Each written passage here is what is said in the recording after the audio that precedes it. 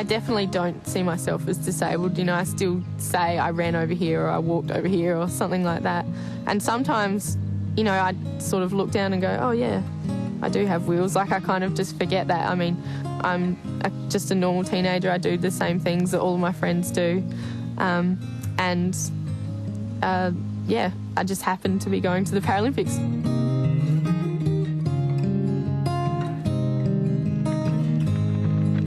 I think I was one of those kids that was just horse mad from a very young age. I think Mum and Dad kind of just gave me horse riding lessons to shut me up for a little bit. And that, you know, one thing led to another. Definitely at a young age, the pony club was such a social thing. I had a couple of friends who rode and, you know, we'd go out together and just muck around. You know, we'd disappear for a whole day and, you know, just have a ball. Well, she's very competitive. Prior to her accident, she loved playing netball and a bit of basketball, and has always been a very, very keen competitor. Friday the 13th of September,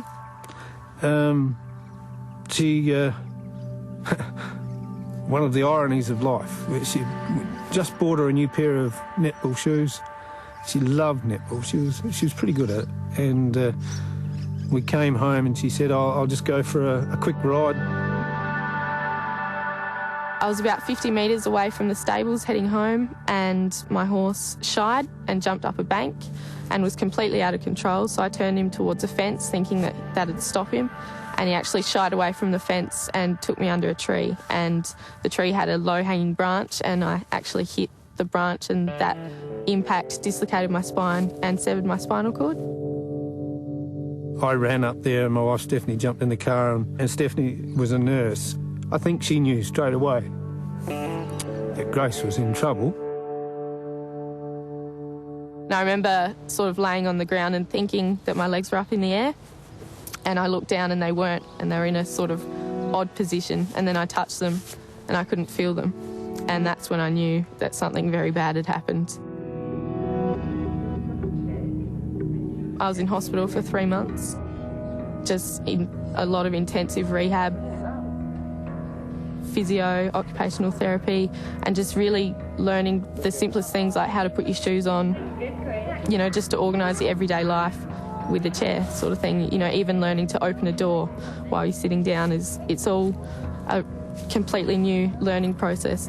The day after her accident, she was in the intensive care unit of the Women's and Children's Hospital here in Adelaide.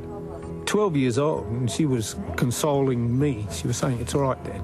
It's okay, Dad." And I often think, you know, right from that moment, you could kind of almost know that she'd had an accident, and that's what it was. It was just an accident, and yet it wasn't going to stop her from doing what she wanted to do.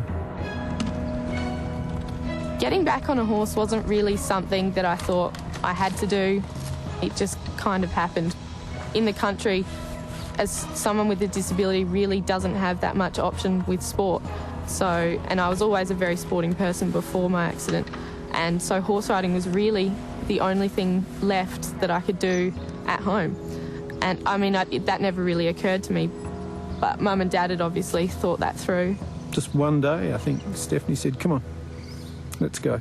And we had a lovely, lovely old pony. We popped her up on that and walked alongside and then ran alongside and got the horse into a trot somehow and fell off straight away. So it took a while to get back into it, but it was only 2 months after arriving home that I was back on a horse, so 5 months after the accident, so it was pretty close.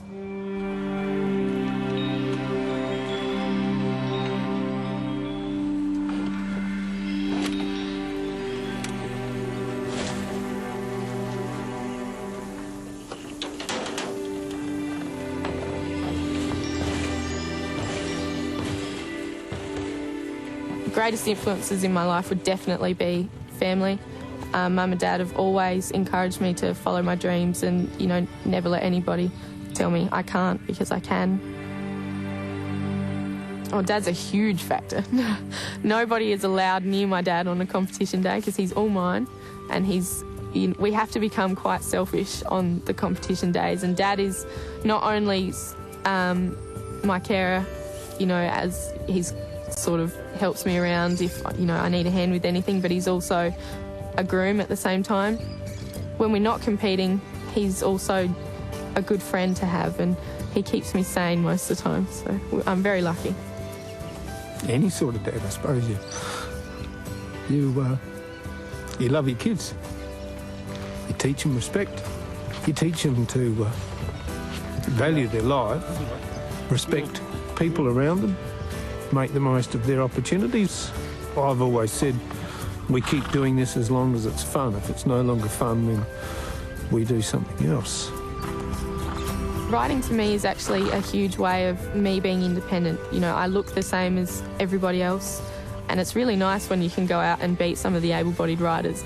I'd always sort of dreamed of representing Australia in sport, preferably equestrian, but that might not have happened. And I suppose my accident gave me the ability to keep going with equestrian, and the dream only changed to para instead of Olympics. He just takes a minute to warm up, so you just accept what he can give you at the moment, asking but not over. She's what I call a thinking rider. And thinking riders, a lot of your riding is riding, using your brain. For riding, you need to be able to breathe, the rhythm of the horse, to keep the horse in rhythm, mental discipline. That's better. So you would have competed against them all before? Yeah, all the ones. She overcomes with a very, very strong mental attitude, a very positive mental attitude. She doesn't let herself dwell on things that happen.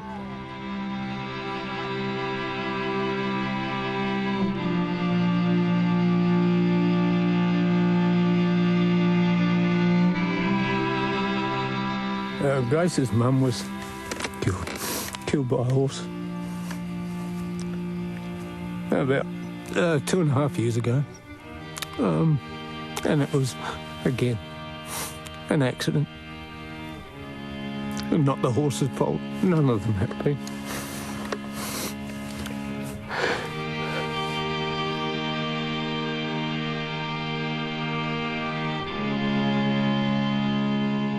Accidents can happen to anyone. We've had 2 serious ones in our families, and they've both been associated with horses. I think everything happens for a reason. Just accidents happen, and that's really the only way of looking at it. All of my achievements are for Mum. She's always with me when I'm competing, and always will be.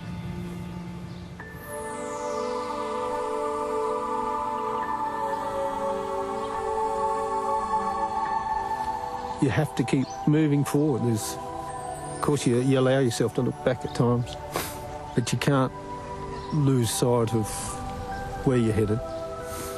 The way that we've discussed it is you are now a Paralympian, and that's very special. Whatever happens now is a bonus. I don't try and be anything special, or, some people use the Amazing Grace term, but I'm just me, and I haven't changed since my accident. I'm just been given a lot of very special opportunities. As long as Grace is enjoying what she's doing and having fun at the same time and having that wonderful partnership with a special horse, I think she can really do what she wants to do.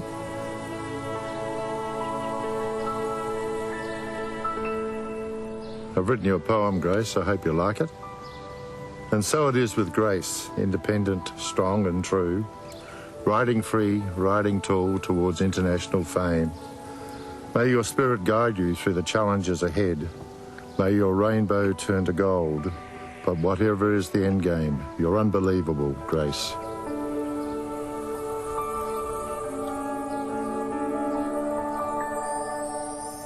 She's set herself on a path where her future is incredibly bright, and she will do the best that she can to make the most of that. I've done my bit. She's doing her bit. That's why she loves horse riding, because when she's on the horse, she is like everyone else. It's an extraordinary story, isn't it? And I guess Grace and her dad have